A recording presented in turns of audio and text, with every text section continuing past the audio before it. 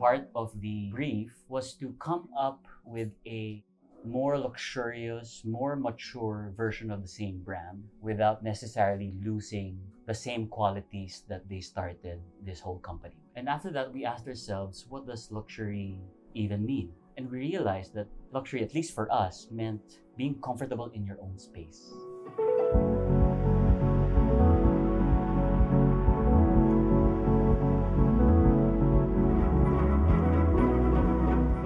Jason Buensalido of Barchan Architecture, and this is Design Narratives.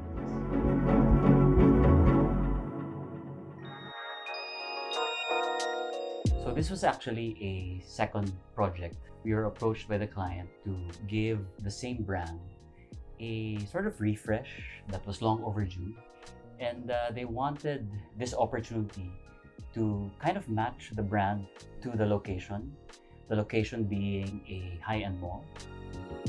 Hi, I'm Cara owner of Cara Laser Skin Care. My first concept was to create something unique, especially because we have different market here in Shangri-La.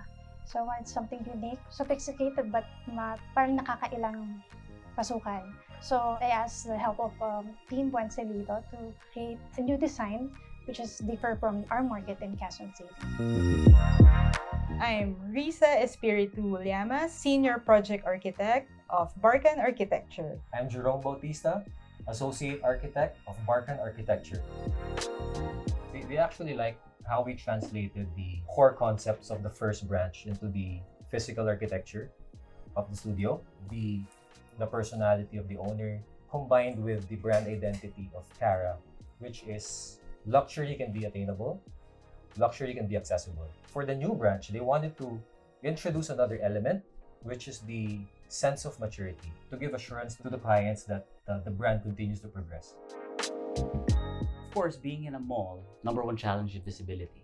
And so we use the language of the curve to kind of attract the passersby to come into the space. So as soon as they enter this lounge, transition from the busyness of the mall to the quiet and calm nature of the interior space. We wanted to let the customers experience a holistic feel. We want them to be relaxed. So as you enter the lobby, you can feel that. So with the ambience of the space, with the greeneries, the landscaping, the lights, they're relaxed already.